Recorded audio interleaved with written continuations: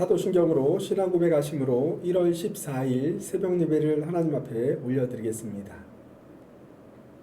전능하사 천지를 만드신 하나님 아버지를 내가 믿사오며 그 외아들 우리 주 예수 그리스도를 믿사오니 이는 성령으로 잉태하사 동정녀 마리아에게 나시고 본디오 빌라도에게 고난을 받으사 십자가에 못 박혀 죽으시고 장사한 지 사흘 만에 죽은 자 가운데서 다시 살아나시며 하늘에 오르사 전능하신 하나님 우편에 앉아 계시다가 저리로서 산자와 죽은 자를 심판하러 오시리라. 성령을 믿사오며 거룩한 공예와 성도가 서로 교통하는 것과 죄를 사하여 주시는 것과 몸이 다시 사는 것과 영원히 사는 것을 믿사옵나이다. 아멘. 다 함께 찬송가 305장 찬양드리겠습니다.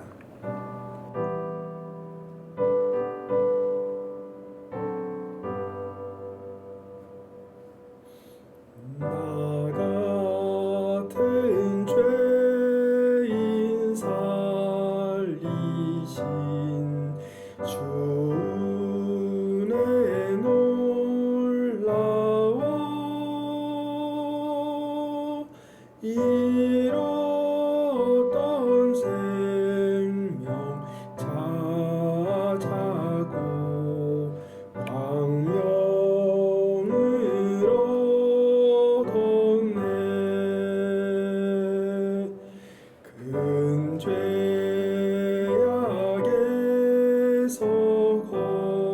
건지신 주의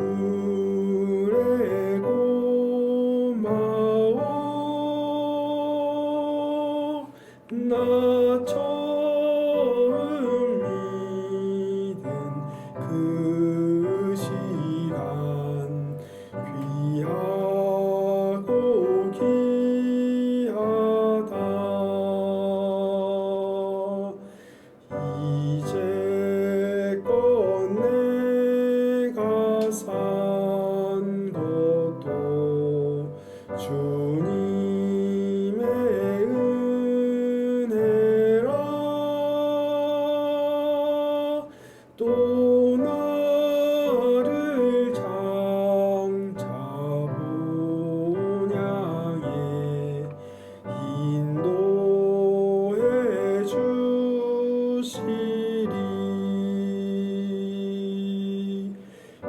거기서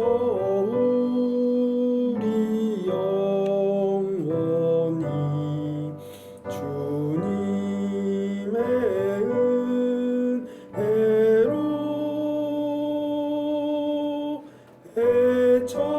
해처럼 밝게 살면서 주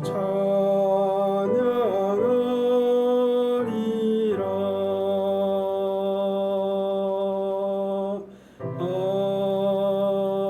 아멘. 하나님께서 우리에게 주시는 말씀은 누가복음 5장 27절로 39절 말씀입니다. 누가복음 5장 27절로 39절 말씀입니다. 그 후에 예수께서 나가사 레위라 하는 세리가 세관에 앉아 있는 것을 보시고 나를 따르라. 그가 모든 것을 버리고 일어나 따르니라. 레위가 예수를 위하여 자기 집에서 큰 잔치를 하니 세리와 다른 사람이 많이 함께 앉아 있는지라. 바리새인과 그들의 서기관들이 그 제자들을 비방하여 이르되 너희가 어찌하여 세리와 죄인과 함께 먹고 마시느냐? 예수께서 대답하여 건강한 자에게는 의사가 쓸데없고 병든 자에게라야 쓸데있나니 내가 의인을 부르러 온 것이 아니요 죄인을 불러 회개시키러 왔노라.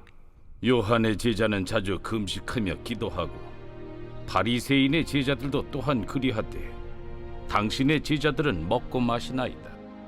혼인집 손님들이 신랑과 함께 있을 때 너희가 그 손님으로 금식하게 할 수 있느냐? 그러나 그날에 이르러 그들이 신랑을 빼앗기리니 그날에는 금식할 것이니라. 또 비유하여 이르시되 새 옷에서 한 조각을 찢어 낡은 옷에 붙이는 자가 없나니 만일 그렇게 하면 새 옷을 찢을 뿐이요 또 새 옷에서 찢은 조각이 낡은 것에 어울리지 아니하리라. 새 포도주를 낡은 가죽 부대에 넣는 자가 없나니 만일 그렇게 하면 새 포도주가 부대를 터뜨려 포도주가 쏟아지고 부대도 못 쓰게 되리라. 새 포도주는 새 부대에 넣어야 할 것이니라. 묵은 포도주를 마시고 새 것을 원하는 자가 없나니 이는 묵은 것이 좋다 함이니라. 사랑하는 성도님들에게 하나님의 은혜와 평강이 가득하시기를 축복합니다. 레위를 부르신 예수님이라는 제목으로 말씀을 전하겠습니다.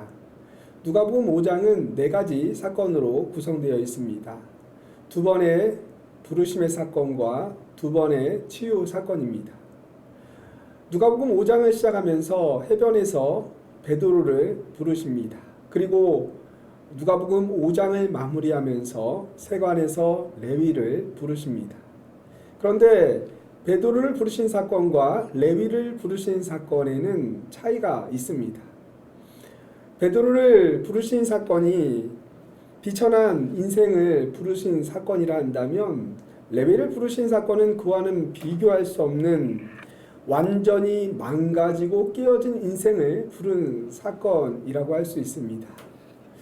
시몬은 자신을 부르신 예수님 앞에서 자신의 죄를 자각하고 나는 죄인으로소이다. 나를 떠나소서라고 고백을 합니다. 그러나 레위는 누가 보아도 죄를 지었기 때문에 죄인인 그러한 사람이었습니다. 그래서 히브리 독자들은 이 두 사람의 케이스를 본다면 베드로에 대해서는 동정심을 느끼지만 이 레위에 대해서는 사실 분노를 느끼게 됩니다.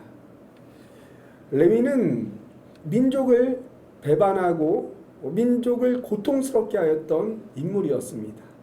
로마의 편에서 유대인들을 압제하며 그들의 피를 빨아먹고 살았던 참 유대인의 관점에서 보면 너무나도 사악한 그러한 사람이라고 할 수 있습니다. 굉장히 혐오스러운 그러한 인물이었죠. 그런데 예수님은 세리에게 이 레위에게도 특별한 기회를 주고 계십니다. 제자로 레위를 부르셨을 뿐만 아니라 그의 집에 방문하셔서 함께 식탁의 교제를 나누십니다. 예수님의 이러한 파격적인 행동에 바리새인과 서기관들이 분개하면서 비방합니다. 30절 말씀입니다. 너희가 어찌하여 세리와 죄인들과 함께 먹고 마시느냐?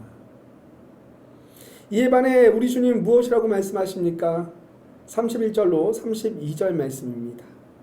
예수께서 대답하여 이르시되 건강한 자에게는 의사가 쓸데없고 병든 자에게라야 쓸데있나니 내가 의인을 부르러 온 것이 아니요 죄인을 불러 회개시키러 왔노라.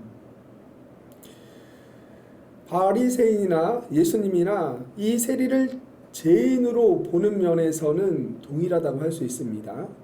그러나 그 죄인을 어떻게 바라보는가는 너무나도 달랐습니다. 죄인을 멀리해야 한다는 것이 바리새인들의 생각이었고 이에 반해 예수님은 죄인을 그대로 놔두어서는 안 되고 그 죄의 문제를 해결해 주어야 한다는 것이 예수님의 생각이었습니다. 이러한 생각의 차이로 인하여서 죄인이 이 세상에서 죽어 마땅한 사람이 되기도 하고 또는 예수님의 제자가 되기도 합니다. 예수님은 우리를 어떤 관점으로 바라보고 계실까요?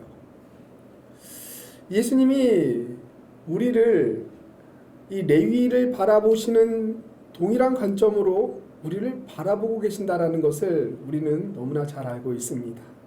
이것이 얼마나 감사한 일인지 모릅니다. 우리를 긍휼히 여기시는 그 예수님의 사랑의 시선 덕분에 저와 우리 사랑하는 성도님들은 하나님의 자녀가 되는 놀라운 은혜를 입게 되었습니다. 우리는 우리의 삶의 자리에 예수님의 시선을 배워 나가야 합니다. 선악을 구분하고 또 옳고 그름을 평가하는 우리의 기준은 어떻습니까? 혹시 남을 정죄하는 그리고 비판하며 그들을 향하여서 비난하였던 바리새인들의 시선으로 세상과 함께하는 사람들을 바라보고 있지는 않습니까? 사람은 중요한 것은 절대로 객관적일 수 없다라는 거죠. 판단하고 평가하려고 하는 그 의지가 매우 강하게 사람마다 있습니다. 그러나 그것을 객관적으로 행할 수 있는 능력이 우리에게는 없습니다. 그렇기 때문에 우리는 바리새인의 시선으로 사람들을 바라보는 것이 아니라 예수님의 시선으로 세상과 함께하는 사람들을 바라보아야 하는 것이지요. 예수님의 긍휼히 여기는 그 마음과 예수님의 사랑의 시선이 오늘 하루를 살아가는 우리들의 삶에 있기를 축복합니다. 그리하여 함께하는 사랑하는 가족들에게 그들의 연약함을 위로하며 또 함께하는 만나는 이웃들에게 하나님의 놀라운 긍휼하심과 그 사랑을 아름답게 전하는 저와 사랑하는 성도님들 되시기를 예수님의 이름으로 축복합니다. 잠시 들은 말씀 생각하면서 우리 함께 기도하겠습니다. 하나님, 나를 긍휼히 여기시는 그 예수님의 사랑의 시선 덕분에 하나님의 자녀가 되는 놀라운 은혜를 입혀주시니 감사합니다. 나와 함께하는 사람들을 바라보는 나의 시선이 다른 사람을 정죄하며 비판하는 바리새인의 시선이 되지 않게 하시고 예수님의 시선을 본받아서 함께하는 사랑하는 가족들과 주님께서 만나게 하시는 소중한 이웃들을 위로하며 그들에게 하나님의 사랑을 전하는 오늘의 삶이 될 수 있도록 인도하여 주옵소서.